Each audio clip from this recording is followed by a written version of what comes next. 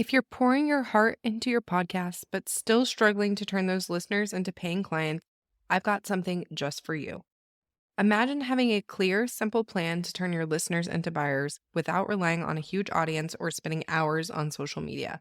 That's exactly what we'll create together in a podcast profit plan discovery call. During this free 20-minute call, I'll help you discover more opportunities for profit in your podcast and give you the next best step to turn your show into a client attracting machine. If I've got an offer that will help you expedite this process, then we can also discuss working together. Book your free podcast profit plan discovery call now by going to podcastingformoms.co/profit plan or by clicking the link in the show notes. I can't wait to chat with you. Let me paint you a picture. She's been podcasting for over a year. She's consistent. She shows up every single week. Her audio quality is great. She's got a decent number of downloads. Not necessarily viral, but solid. And she has an offer, a really good one actually. But when I ask her, how many clients have you gotten from your podcast? She gets quiet. None that I know of, she says. Maybe a few, but I'm not really sure. That right there, that is the gap. Not a gap in effort or consistency or content quality. The gap between the podcast that she has and the podcast that her business actually needs. And here's what I want you to understand before we go any further. That gap is not your fault because I feel like no one teaches this part. Everyone teaches you how to launch a podcast, but almost no one teaches you how to build podcasts that works for your business.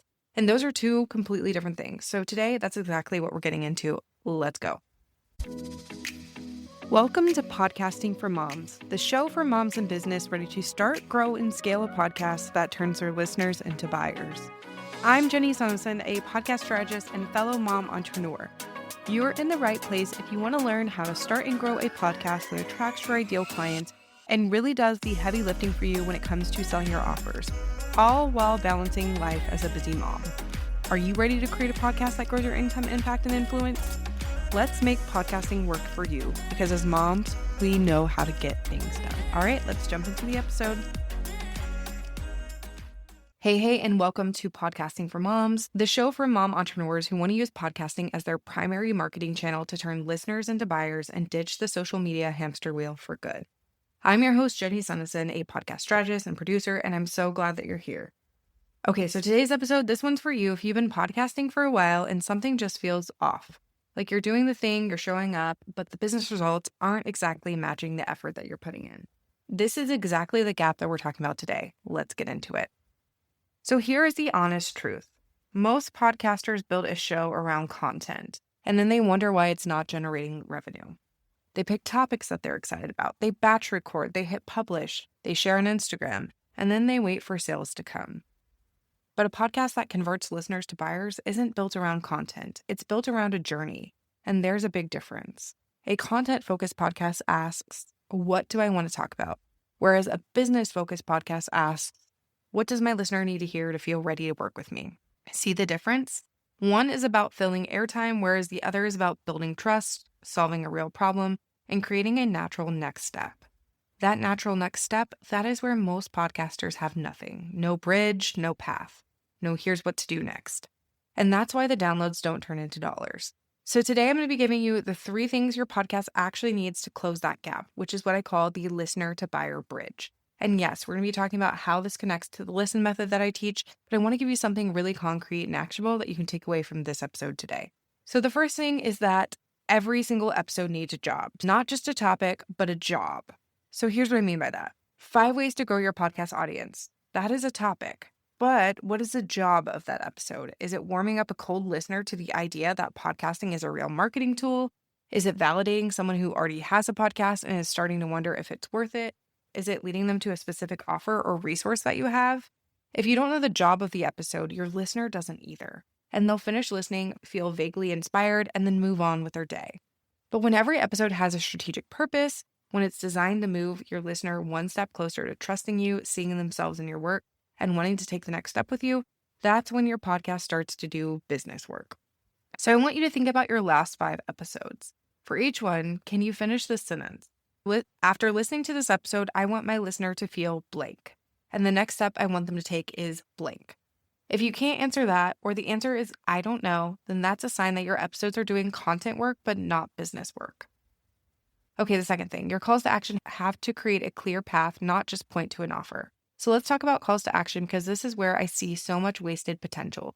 A lot of podcasters either have no call to action, like they just end the episode and they hope for the best, or they have a call to action that's completely disconnected from the episode they just recorded.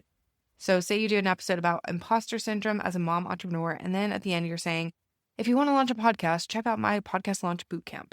Listeners sitting there thinking, okay, what does that have to do with what we just talked about? The CTA that you are doing in each episode has to flow from the content. It should feel like the natural next step because it is. So if you're teaching something in your episode, your call to action should be the resource, offer, or action that helps your listener go deeper on exactly that thing. And the other piece of this is the call to action has to be clear and specific. Not go check out my website or follow me on Instagram. It needs to be one clear action, one specific place, and one reason why it's the next step for them right now. When your CTAs are connected to the content and strategically placed, not just tagged on at the end, that is when your podcast becomes a real lead generation tool. That's when someone listens to 3 episodes in a row, and then by the 4th one, they are already clicking your link ready to buy. And then the third one, your episode topics have to map to your offer, not just your niche. And this one is a big one, so stay with me. Most podcasters pick topics based on what's relevant to their niche, which makes sense on the surface, right? Like I have a podcast about podcasting, so I should talk about podcasting stuff. But relevant to your niche is not the same thing as move someone towards your offer. I have a client who is in the process of launching right now, and from day one, she built her episode plan around her offer. Every topic that we mapped out connects directly back to what she does, the problems she solves, and the transformation her clients experience. Her podcast isn't just content about her niche, it is a mapped journey. And here's what that means in practice. A new listener can come in, binge a handful of episodes, and by the end, they have a clear picture of the problem that they have, why it matters, what the solution looks like, and who can help them get there. That's a podcast that sells, not because it's pitchy or because every episode is a sales presentation, but because the content itself is doing the selling by being strategically designed. So here's the question that I want you to sit with. If someone listened to your last 10 episodes and knew nothing about you, could they clearly see the through line from your content to your offer? Would they understand what you help people do? And would they know what their next step is? If the answer to any of these is no, then that is the gap that we're talking about. Okay, real quick, a few things I need you to stop doing if you want to close this gap. So the first thing is stop recording episodes just because you had a good idea. Good ideas are not enough. Every episode needs to earn its spot in your feed by having a clear purpose in your listener's journey. If it doesn't move someone closer to knowing, trusting, or buying from you, it's just filler, not strategy. The second thing I want you to stop doing is to stop using the same CTA for every episode. Check out my insert offer here at the end of every episode is not a strategy. Your call to action should be customized to the content. It should feel like a natural extension of what your listener just heard. Canned calls to action feel like ads, whereas connected calls to action feel like help. And then lastly, I want you to stop thinking more downloads will fix a strategy problem. And this one is big. I hear it all the time. I just need more listeners. But if the listeners you already have aren't converting, more listeners will just give you more of the same result. The work is in the strategy, not the numbers. Fix the bridge first and then grow the audience. Okay, so let me bring this all together. The gap between the podcast that you have and the podcast that your business needs usually comes down to 3 things. 1, your episodes don't have a clear strategic purpose beyond the topic. They're a content, not a journey. 2, your CTAs aren't connected to your content or creating a clear path to your offer. And 3, your episode topics aren't mapped to your offer in a way that creates a natural through line from new listener to ready buyer. The listener to buyer bridge isn't about being salesy, it's about being intentional and building a podcast that actually serves your business, not just your editorial calendar. Now, here's the thing. Everything I just walked you through, that is the kind of thing that is hard to audit on your own. Because when you're inside your own podcast, it's almost impossible to see what's missing. And that's exactly why I offer podcast audits. So in a podcast audit, I go into your show and I look at exactly this, whether your episodes have a strategic purpose, whether your calls to action are actually doing anything, and whether your content is building the kind of listener journey that converts. And I give you a clear, specific, actionable roadmap so that you know exactly what to fix and in what order. If you've been podcasting for a while and you're starting to wonder why it isn't converting the way that you hoped, then this is your next step. Head to podcastingformoms.co/audit to grab yours today. I'll also make sure the link is in the show notes as well. All right, that is a wrap on today's episode. If this one hit home for you, please share it with a mom podcaster in your life who you feel needs to hear it. And I'll see you in the next episode. Thank you for tuning into Podcasting for Moms. I hope today's episode gave you the tools and inspiration you need to make your podcast work smarter, not harder. If you love what you heard, be sure to subscribe and leave a review. It means the world and helps other moms in business find the show.